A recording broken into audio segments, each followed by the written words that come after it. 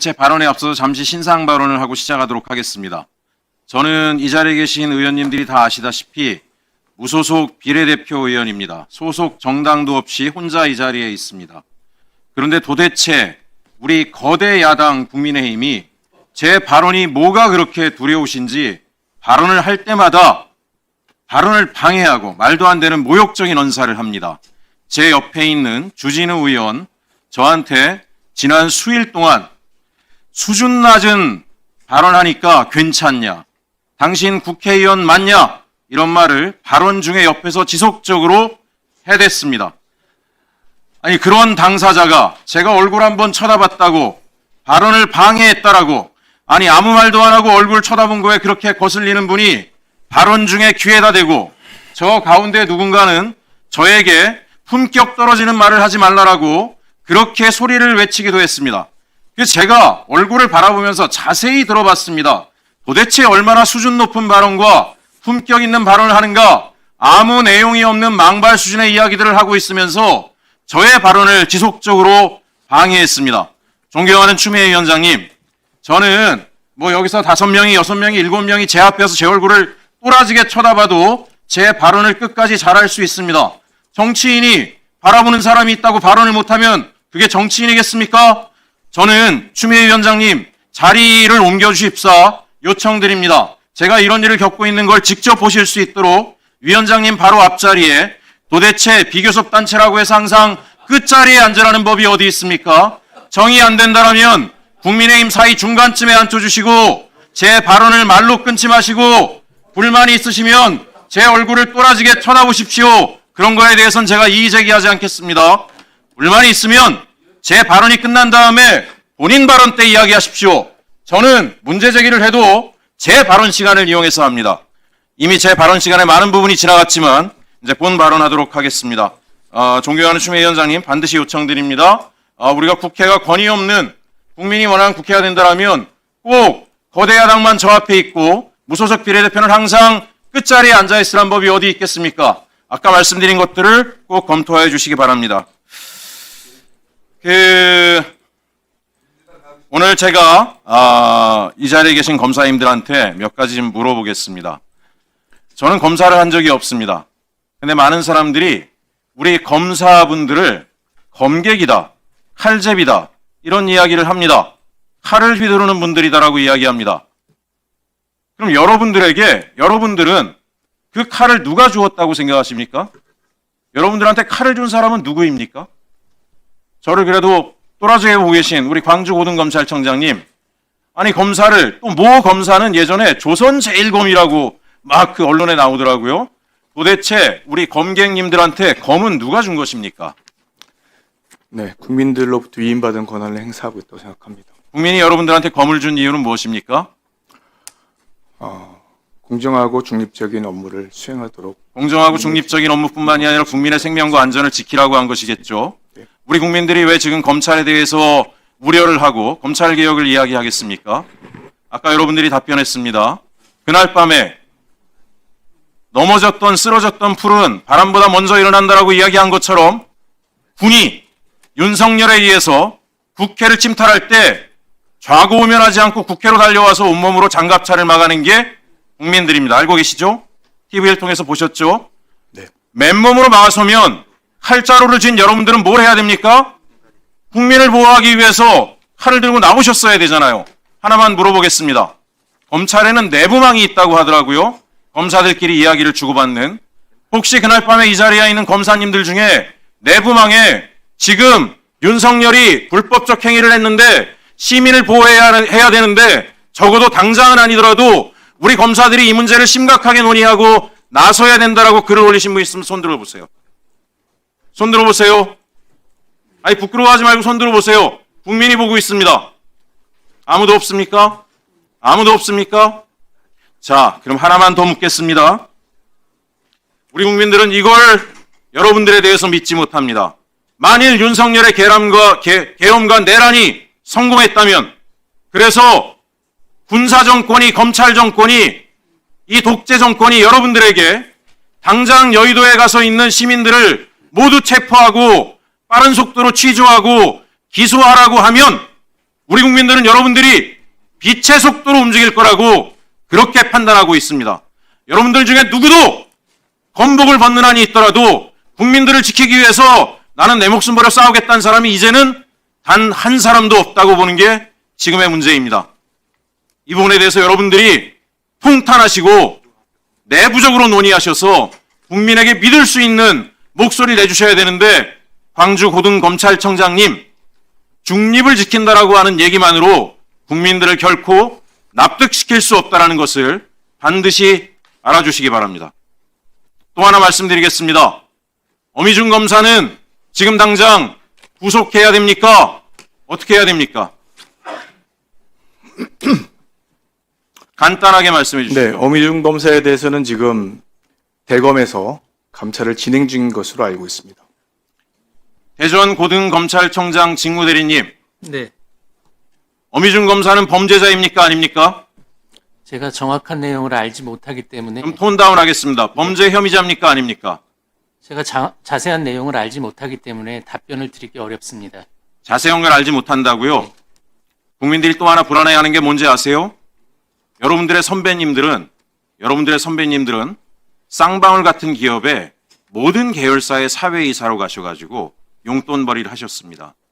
삼부토건 같은 그룹에 가서 여러분들의 대선배들이 용돈벌이를 하셨습니다. 마지막으로 하나만 묻겠습니다. 나는 검사직을 내려놓고 나면 노동조합에 가서 자문 역할을 하겠다는 분 있으면 손 들어보십시오. 불이익을 받는 노동자들을 위해서 역할을 하겠다는 분 있으면 손 들어보세요. 이래서 검찰이 해체돼야 되는 겁니다. 마치겠습니다. 네, 수고하셨습니다. 다음은 조배숙 의원님 질의해 주십시오.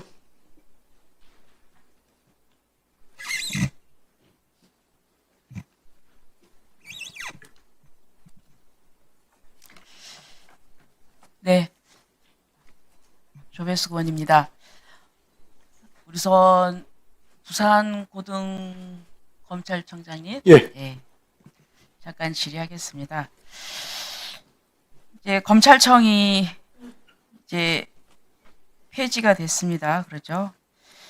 이제 방송에서 이런 멘트를 하더라고요.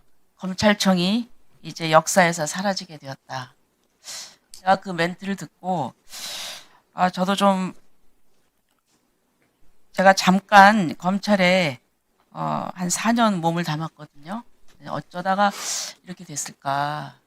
그래서 그런데 이제 현실적으로 지금 이게 시행이 1년 시행 기간을 1년을 두지 않았습니까? 예, 그렇습니다. 그래서 그 사이에 뭐 중수청법도 만들고 공소청법도 만들고 또 문제는 이제 형사소송법도 개정해야 되지 않습니까? 그렇습니다. 그거 이외에도 또 검사는 공익적인 위치에 있기 때문에 민법, 상법, 뭐 가족관계법 이런데 지금 검사가 하는 그런 역할들이 있어요. 예. 근데 이제 이 법을 정비를 해야 되는데 그 1년 안에 이게 다 정비가 되겠습니까? 어떻게 생각하세요? 지금 국무총실 산하에 추진단이 구성이 돼서 활동 중인 것으로 알고 있고요. 제가 구체적인 내용을 알지는 못하기 때문에 그 시한 내에 그것이 이루어질지 판단하기가 좀 어렵습니다. 제 생각으로는 1년 내에 요거를 다 완비한다는 건 저는 어렵다고 생각을 합니다. 그리고 또 지금 지난번에 1차 검경 수사권 조정을 했는데 부작용이 있었습니다.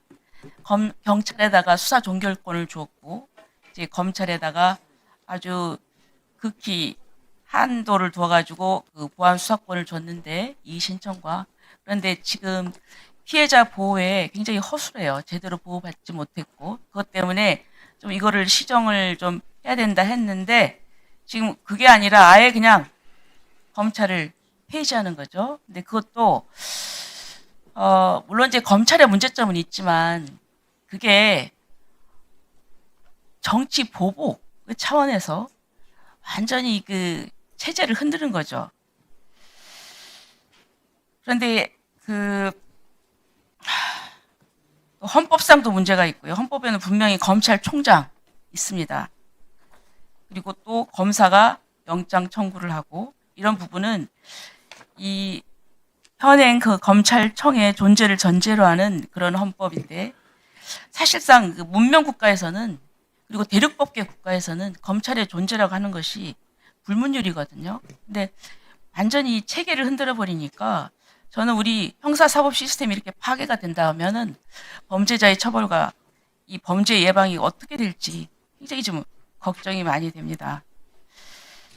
그리고 또 민중기 특검에 대해서 좀 얘기를 좀 하겠습니다. 지금 민중기 특검은 40명의 검사가 파견돼 있죠. 네, 구체적인 숫자는 제가 예, 정확히 네, 모르겠습니다. 웬만한 지청 규모입니다. 근데 지금 검찰의 그 수사, 기소 분리해서 수사권을 뺏고 기소권만 준다는 거 아닙니까? 그런데 정작 특검에는 검사를 파견 요청을 받았고, 그리고 또 수사가 끝나도 공소유지를 계속 남아서 해야 된다는 거 아닙니까? 거기에 대해서 검찰도 반발하고 있고, 그렇죠? 예. 그런데 문제가 지금 강압 수사를 하고 있어요. 그래서 양평에 그 공무원이 자살한 사건은 알고 계시죠? 예, 보도를 통해 알고 있습니다. 네. 그런데 만약 근데 얘기를 듣자 하니까 실제로 조사한 수사관은 검사는 아닌 경찰로 얘기가 되고 있습니다. 예. 그 얘기는 알고 계십니까? 예, 잘 국감 과정에 논의됐던 것으로 저는 알고 있습니다. 자, 그러면 검찰을 개혁한다.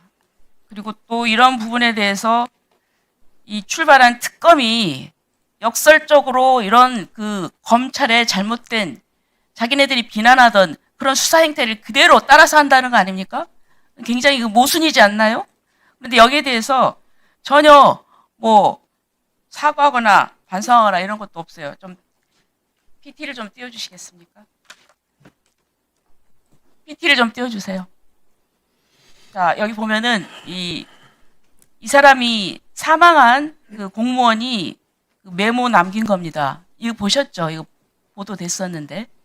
예, 보도된 예, 내용. 근데 계속, 예. 계속 집요하게 막 그러는 거예요. 자, 그 다음에 또 더 문제가 생겼습니다. 지금 민중기 특검이 주식 투자를 했어요. 네, 주식 내부자 거래 의혹이 터졌습니다. 그런데 민중기 검사가 판사 시절에 태양광 업체인 네오세미테크 비상장 주식 1만 주를 매입을 했습니다. 그런데 이 주식이 어떤 주식이냐면은 자기가 수사하고 있는 김건희와 똑같은 종목의 그 주식입니다. 이 말이 됩니까? 그래서 상패 직전에 주식을 매도해서 1억 5,800만 원의 시세 차익을 거뒀어요. 그리고 또 그 회사 대표는 민중기 특별검사하고 그 학교 동문이고, 그리고 또 더 밝혀진 것은 지금 보니까 동창 회사 그 오너 2세에게 만 주씩 그 지급이 됐는데 그것과 동일한 1만 주로 돼 있어요. 그러니까 1만 주 클럽이 됐다는 거예요. 그러면 이게 검찰 같으면 어떻게 합니까? 자기가 수사를 하는데 그 자기도 똑같이 그 조사하는 그 피의자가 투자한 주식하고 똑같은 종목에다 주식 투자를 해서 이익을 얻었는데 그 사람이 계속 수사하는 게 맞습니까? 검찰 같으면 어떻게 합니까? 글쎄요, 수사 그 내용을 제가 구체적으로는 잘 모르겠지만 일반적으로 말씀드리자면 수사 과정에서 배제되는 게 맞을 것 같습니다. 배제되는 게 맞죠? 예. 그런데 지금 민중기 특검은 아주 뻔뻔합니다. 예, 다시. 예. 일반적인 말씀을 드렸습니다. 구체적인 내용은 제가 정확히 모르기 때문에 예. 아니, 말씀 잘하셨어요. 그런데 민중기 특검은 사과도 안 하고 이것과 관련이 없다고 계속 지금 업무를 수행하고 있습니다. 예, 민중기 특검은 사퇴하시기 바랍니다. 감사합니다. 네, 다음은 전현희 의원님 질의해 주시기 바랍니다. 가쁜 특. 네, 강은영 참고인과 변호인 문건일 정구성 변호사님 좀 세 분 앞으로 나와주십시오.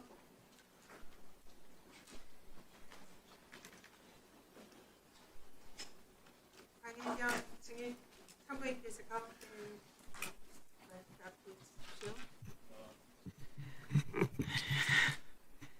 네, 강혜경 참고인 네. 고생 많으시죠? 아닙니다.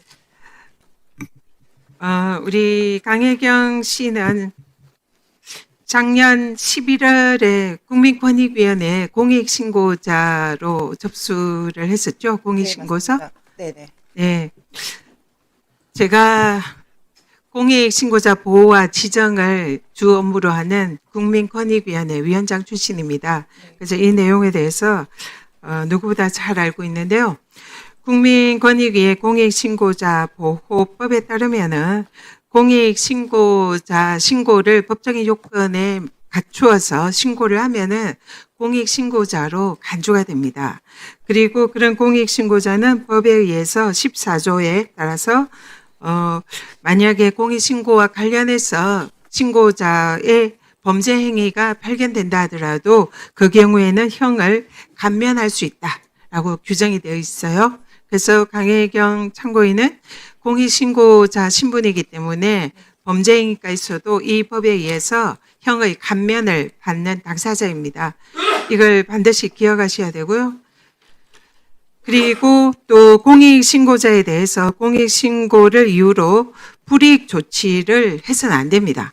이거는 법 15조인데요. 그래서 누구든지 공익신고자에게 불이익 조치를 하면 처벌받게 돼 있고 형이 5년 이하 징역, 5천만 원 이하 벌금, 매우 강력한 공익신고자를 보호하는 규정이 있습니다. 네. 정유미 우리 증인, 방금 제가 설명한 거 들었죠? 공익신고자는 이렇게 법에 의해서 엄격히 보호하고 있는데 지금 공익신고자에 대해서 우리 창원지검에서 수사를 할 때 이 법을 보신 적 있나요? 검토해서 고려해서 한 거다. 그런데 이 공익신고자를 그렇게 피의자로 둔갑시킨 겁니까? 앞으로 나와서 말씀하십시오. 마이크 대고. 네, 아닙니다. 검토를 했다니까 고의 범이네요. 네, 알겠습니다. 앉으세요. 앉으세요. 앉으세요. 고려할 수 있지만 네, 범죄를 없는 것으로 앉으시라고 말씀드렸습니다. 네, 강혜경 참고인. 네. 참고인이 이 사건에 관해서 맨 처음에 이 창원지검의 수사에 협조를 했죠. 네, 그렇습니다. 그때 참고인이 어떤 범죄를 수사해 주기를 검찰에 요청했습니까? 그 당시에 요청했던 거는 그 윤석열, 김건희 관련 건과 그리고 명태균 관련해서 그 명태균 게이트 관련된 있는 정치인 관련해서 조사를 해달라고 요청을 드렸던 적이 있습니다. 네, 참고인은 당시에 공익 제보자로서 굉장히 또 국회에도 제보를 했습니다. 네. 그래서 민주당이 인정하는 공익 제보자 1호로 선정이 되시기도 하신 분입니다. 그죠? 네. 그래서 당시에 윤석열, 김건희의 공천 개입 그리고 불법 여론조사와 관련해서 그 공천가 맞바꾼 그런 정치자금 위반 의혹 그리고 또 명태균의 불법 여론조사에 연루된 정치인들 오세훈, 홍준표 또 누구 있죠? 부산시장 박형준, 박형준, 이준석 등이 있습니다. 이준석 등의 이 불법 여론조사와 관련되어 있는 의혹에 관해서 수사를 해달라 이렇게 요청을 한 거죠. 네, 맞습니다. 그리고 그와 관련된 자료 제출했었나요? 네, 다 했었습니다. 그리고 김영선 전 의원의 세비 반땅 네. 사건 이것이 이제 수사를 요청을 했고 증거를 본인이 가지고 있는 모든 증거를 검찰에 다 제공을 임의로 제출했었죠. 그 임의 제출도 했었고 뒤에 이제 압수되면서 자료 제출을 또 임의 제출로 한 적도 있습니다. 그래서 참고인이 생각하기에는 초기에는 검찰이 수사를 굉장히 잘하고 있고 이 사건의 본류 김건희, 윤석열의 정치자금 의혹 그리고 공천 개입 의혹 그리고 정치인들의 그런 불법 여론 조작에 관한 내용에 대해서 수사를 잘하고 있다. 네. 그렇게 생각을 했었죠. 엄청 적극적으로 하는 게 보였기 때문에 믿었습니다. 그런데 결과적으로는 그 사실상 본류인 윤석열, 김건희에 관한 그리고 정치인들에 대한 수사는 다 아무런 이런 결론을 내지 않고 오히려 우리 참고인에 대해서 피의자로 기소하는 그런 결과를 받은 것이죠. 네, 그렇습니다. 사실상 이 사건의 본류는 윤석열, 김건희와 정치인들의 공천 개입과 불법 정치 자금 수수 의혹입니다. 그 부분에 대해서는 창원지검이 사실상 덮었고 오히려 거기에 대해서 제보하고 열심히 증거를 제공하고 그리고 또 공익신고를 한 우리 참고인에 대해서 피의자로 곤욕을 치르는 그야말로 주객이 전도된 그런 수사를 한 거죠. 동의하십니까? 네. 어떻게 생각하세요? 거기에 대해서? 그 검찰 조사를 받으면서 제가 이제 많은 기자들에서 그 입구에서 검사를 믿습니다. 그러니까 검사와 그 수사관을 믿습니다라고 항상 얘기를 하면서 들어갔습니다. 네, 잠깐만요. 시간이 지금 없어가지고 사실상 그래서 공익 신고자의 신분임에도 불구하고 오히려 범죄자들을 감싸고 그리고 사건의 본질에 대해서는 수사를 제대로 하지 않고 공익 제보자를 사실상 피의자로 둔갑시킨 이 사건의 본질은 그야말로 윤석열 정권에 부역한 정치 검찰의 사건 왜곡 공작 기소다 이렇게 생각하는데 동의하십니까? 동의합니다. 네, 우리 정구성 변호인. 네.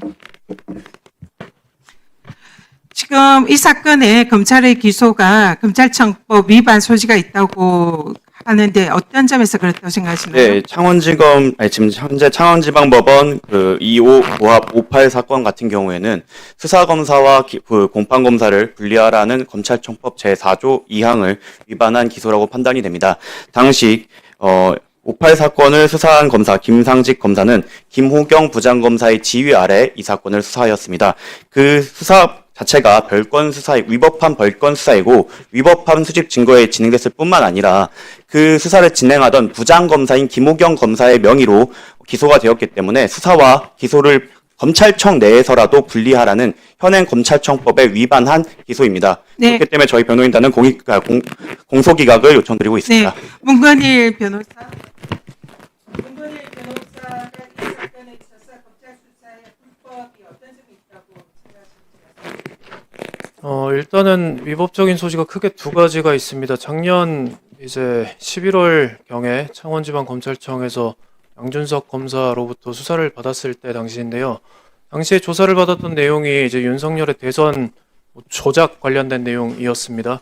그 내용에 대해서 이렇게 하루 종일 진술을 하시고 강 국장님께서 조사 말미에 일단은 명태균의 지시 아래 이제 조작이 이루어졌다라는 그런 진술 위주로 이루어졌습니다.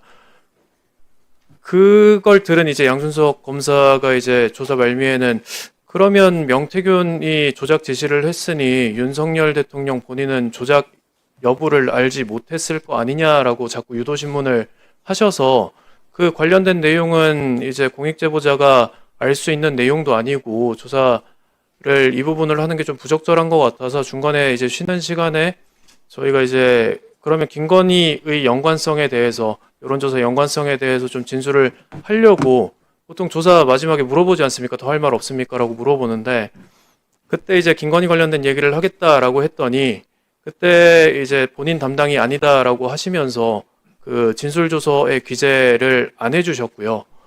그리고 두 번째로 조사가 끝나고 이제 진술조서를 열람하는 과정에서 본인 컴퓨터로 이제 부르시더라고요. 담당 검사님이. 부르셔가지고 화면을 보여주시면서 대구 당원이라는 엑셀 파일을 하나 가리키면서 해당 파일의 비밀번호를 아느냐라고 이제 공익제보자한테 물어봤었고요. 그 내용에 대해서 사실 한 2년 정도가 지난 내용이기 때문에 그 자리에서 어떻게 비밀번호를 기억하겠습니까? 그래서 모르겠다라고 답변을 하고 조사를 마쳤습니다. 그런데 이제 PC가 과반부되고 나서 저희가 포렌식 자료를 분석을 해보니까 해당 대구당원의 파일 자체가 이제 홍준표 대구시장 선거와 관련해서 홍준표가 최측근 최모 씨로부터 이제 강혜경 씨에게 전달을 해서 불법 성향 분석 자료를 만들려고 건넨 자료라는 것을 인식을 했고요. 그리고 그 대화 내역에 그 대화 내역에 그 비밀번호가 바로 기재가 되어 있었습니다. 그런데 수사기관이 바로 포렌식에서 파일명만 검색하면 알 수 있었던 내용에 대해서 저희에게 뭐 되물었던 것은 해당 증거를 그 공익제보자의 발언을 빌미로 숨기려고 한 게 아닌가라는 의심을 했었습니다. 네, 이 공익제보자는 피의자로 만들고 피고인으로 만들고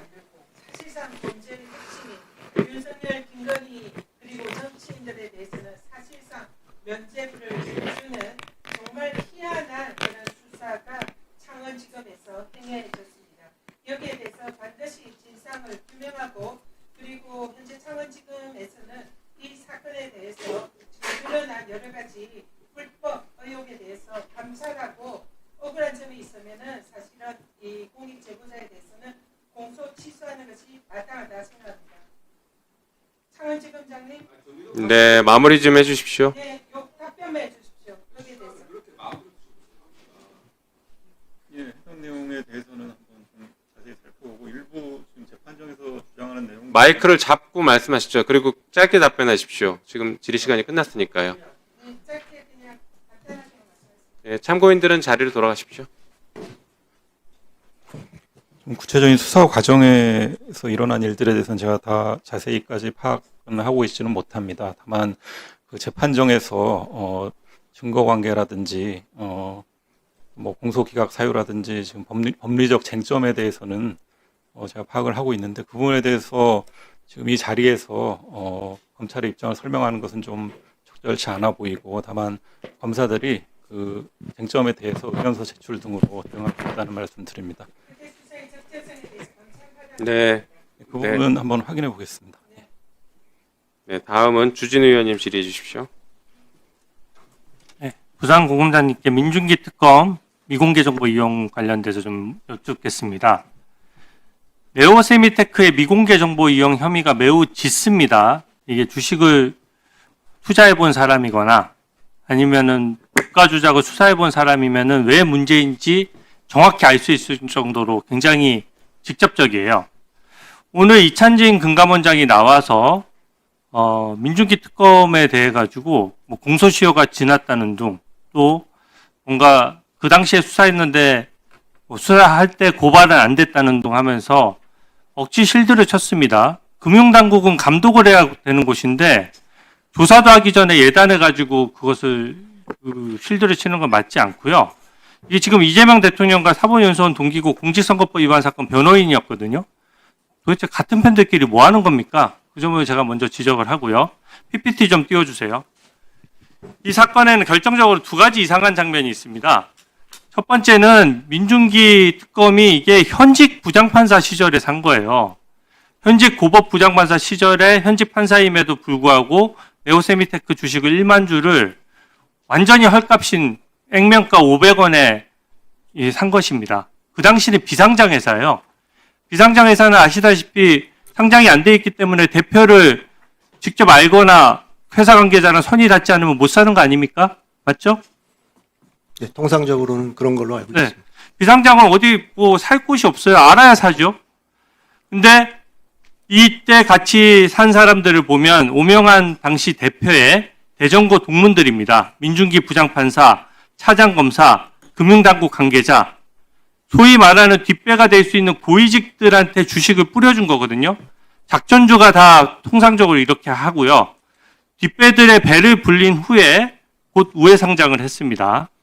둘째로는요, 오명한 대표가 지금 저 주가 그래프 보시면 아시겠지만 뒤로는 분식회계를 하면서 앞으로는 대규모 계약 공시가 막 있는 것처럼 해서 주가를 30배 가까이 띄웠습니다. 액면가 500원인데 지금 15,000원 돌파한 것이 딱 보여요, 그래프 때. 그때 개미들이 엄청